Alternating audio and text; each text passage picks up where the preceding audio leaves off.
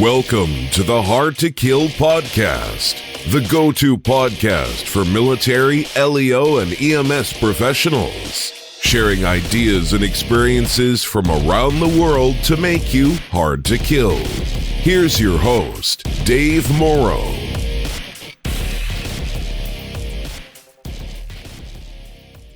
Hey folks, trying something new.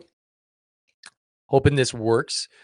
Want to do a inaugural podcast here using Restream to see if this is a format that people will enjoy and that I will enjoy. So if you're tuning in on Facebook, welcome. If you like what you see, shoot a thumbs up in the chat. Or shoot me a hey, what's going on, Dave? Let me know how you're doing today. Because today we're going to be talking about bro time.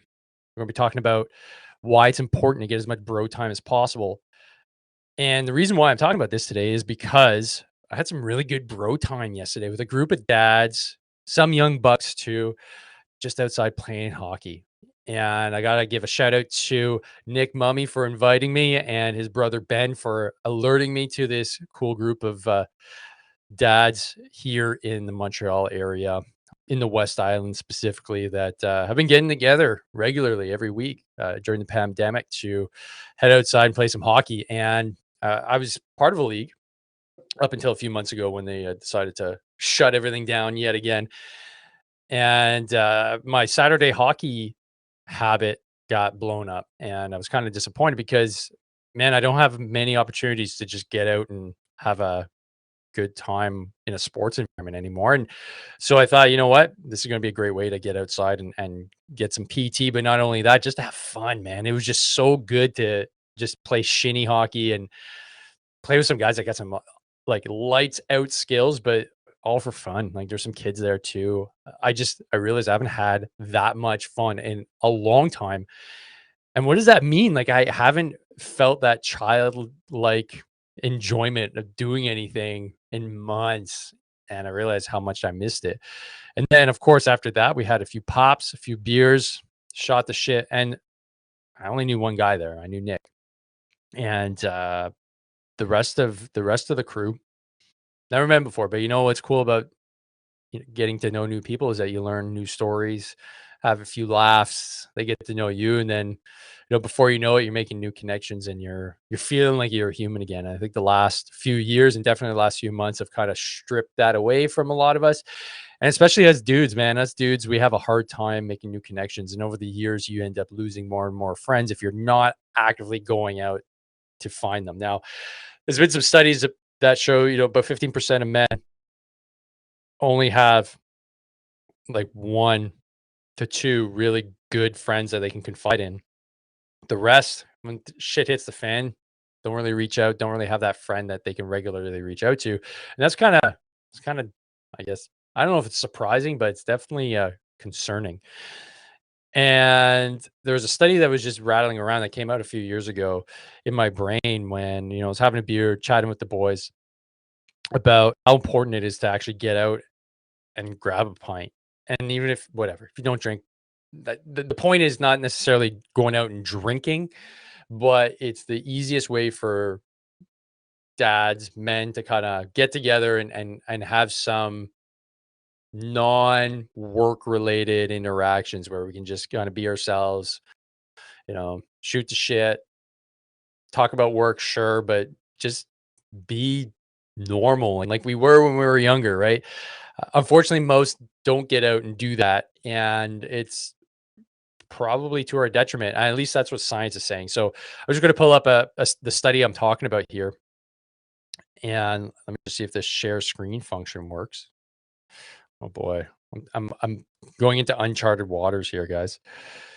I don't know if it's going to show. Share screen. Here we go. All right. So what I'm showing here, and for those of you that are going to be listening, the article is from the Daily Mail in the UK. It was a study that was published from Oxford University. And the title reads, "To be a happy chap, see your pals twice a week. Men's well-being depends on meeting up with friends and doing stuff. Doing stuff is in quotes.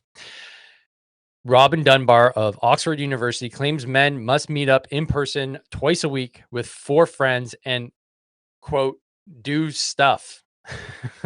That's pretty cool. Suggested activities include playing sport or having a joke over a pint of beer in the pub. Obviously, this is a British study. Much bigger pub culture over there than here, that's for sure. Findings suggest 2 out of 5 men only manage to meet their friends only once a week, and a further third struggle to catch up that frequently. Yeah, I mean, I definitely fall into that category of not meeting my friends nearly as often as I should. I am very lucky though that I have a really good friend network that does meet up relatively regularly, and I'm thankful for that. And it's reciprocal, right? You have to put in as much work as your friends put in, but it shouldn't have to feel like work in the sense that it should just come organically. But most of us are missing that, and that's kind of troublesome, and especially during the last 2 years during the pandemic, man, it is totally we were told you don't meet your friends, don't go out, don't don't touch each other, don't give a hug, don't shake hands, don't even go to their houses, you'll die. And now we gotta slowly come out of that phase, and I think a lot of relationships are broken, and that's where hopefully you'll hear this and be like, hey, yeah, maybe it is time to start making those connections again, not worrying about killing each other, which is a whole other kettle of fish that psychologically I think we're a bit damaged from the last 2 years. Uh, Essentially being scared of our friends and our relatives for 2 years is going to have lasting effects, in my opinion. So that article came out in 2017.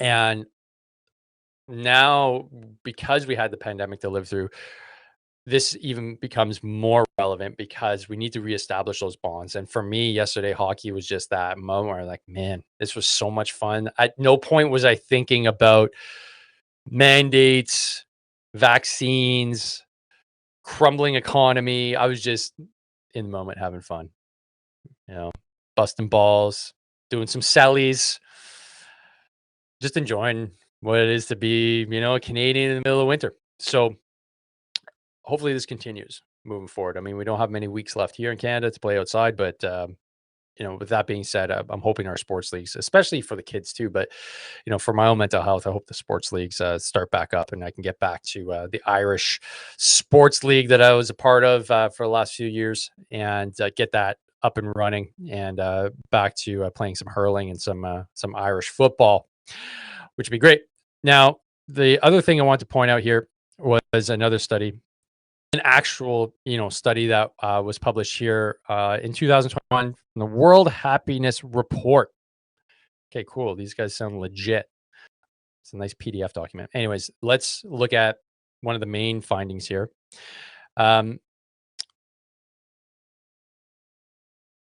So if I just look at this one paragraph here, it's a summary, right, of what's been going on. Now, what they're identifying is that there are consequences to the lockdowns. There are consequences to the last 2 years. And I'm just going to read a portion here. So, a consistent finding of the rapidly emerging evidence discussed here is that the COVID-19 pandemic has been associated with substantial rise in symptoms of mental ill health. It's a weird way to say it. In the months following the initial outbreak and lockdown, however, trajectories improved. There is still much uncertainty surrounding the pandemic's second and third waves and how the associated lockdowns of economic and social activities will affect mental health, including the pandemic's long run consequences on mental health trajectories and mental health services. In keeping with other consequences of COVID-19, the pandemic has also appeared to increase inequalities in mental health, both within the population as a whole and between demographic groups. Okay, so this is a much bigger study, and I've had time to kind of go through it. But essentially, big picture here is that yeah, we're coming out of this a bit broken. Not surprisingly, like I mean, depending on how you deal with frustration, anger, isolation, um, these things tend to play. I'm going to stop sharing my screen here.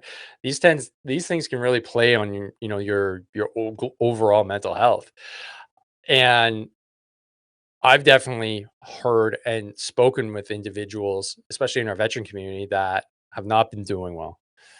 Attempted suicides.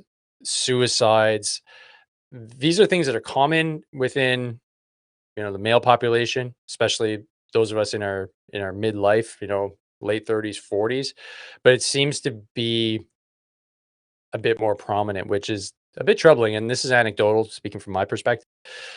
I don't know what the actual stats are, but definitely, reaching out to the veteran community, myself included, I haven't been doing that well over the last, 2 years because of these restrictions, because of what seems like nonstop, you want to call it bullying or heavy-handed approach from governments to impose their will on myself and other individuals, that from my perspective was a dramatic overreach without it even considering what our point of view was. And that's why I resorted to the podcast here to express a lot of those views. And I'm glad I did, because it definitely helps dealing with these things that could be really troubling, because I have a platform. Taking my thoughts and putting them into words uh, is crucially important to organizing your thoughts, because if not, they rattle around, and that can cause just a lot of problems, right? And I think a lot of us, and I'm speaking globally, anecdotally again, have that problem where we don't have a platform to speak. We go online, we doom scroll, we hate tweet, we comment on things that are contrary to our own perspective. But that doesn't fix what you're feeling, because there's no human interaction there. It's on a screen. And I think that's unfortunate, because pulling away from our communities really creates a lot of distress. And that's what I'm trying to build back, is that community, is that recognition of, my neighbors, of those individuals that are, geographically close to me, you know, going back to church, serving coffee to, our 80-year-old parishioners. Just who's in your community, who's your neighbor, what are they doing? What are you sharing with them? How are you helping? These are things that have kind of been eviscerated. And even before COVID, this was a thing. Now it's just more and more pronounced. And I think that's going to be an important part moving forward. But especially getting that bro time in. Dudes need to stick together, man. We need, especially dads, like, can get really lonely. And if you're not actively going out, playing those sports, start. Find a league. uh, Once you're at dad level, there's no more competition, right? Let's be honest. We've reached our peak of athleticism for a lot of us. We're not going to the NHL. We're not going anywhere. We're going for fun. And at that point, it's really to not only just, benefit yourself physically, obviously by doing some exercise, but emotionally and psychologically, just going to hang out with your bros. And if it's in a sports environment, great. Even if it's not, evidence is showing that going out and having a pint is a really good thing. So tell your wives, man, show them the study. Be like, hey, they pointed out a really good study. I'm going out for beers, on Saturday night. And you can say it's based on science. That's science, baby. Pure science from Oxford, nonetheless. So I hope that helps you move forward, get active. Doesn't matter in what domain. Make some new connections, make some new friends. If you're looking for awesome people to connect with online, and then maybe find out if you're in the same local community, come join our Facebook group. Hey, the Hard to Kill Facebook group. This is where, military veterans, those that are still serving, first responders, we're all hanging out. We're all talking about fitness and health. We're all talking about how to reduce body fat, reduce chronic pain issues. These are the things that we're working on a daily basis in the group. It's 100% free. Get in there. That we do challenges. We're posting workouts. It's just a good way to get motivated and maybe get yourself back in the groove. Get yourself active again. Find those people, those connections in the group that have a similar outlook to you, and make a change for this year. Make a change for 2022. Additionally, this is some alpha, some intel for next week. I'm going to be starting a quick, I guess, weight loss seminar that I'm going to be publishing next week. So stay tuned to my Facebook feed starting on Monday next week. I'm going to be asking for people that are interested in losing a bit of weight. Now, one thing I've noticed through polling and through my market research is that most people have put on almost 20 pounds over the last 2 years during COVID. That's a lot of weight. Okay, that's substantial. And that amount of body fat has repercussions, and we need to figure out how to get rid of it. I have some solutions, and I want to be able to share those with you. So stay tuned to my feed next week on Monday, where I'll be asking for people to raise their hand and get involved with a seminar that I'll be doing on Facebook in the near future. That will be posted on Monday. So stay tuned and I'll shoot you the details moving forward. So 2 things moving forward. Come join our Facebook group. I'll post a link right here in the video. And lastly, stay tuned for weight loss seminar coming up next week in the Hard to Kill Facebook group and on my Facebook profile at Dave Morrow. That's where you can find it if you're listening on the podcast on iTunes. So that's it for me. Don't forget, train hard, fight easy. Peace.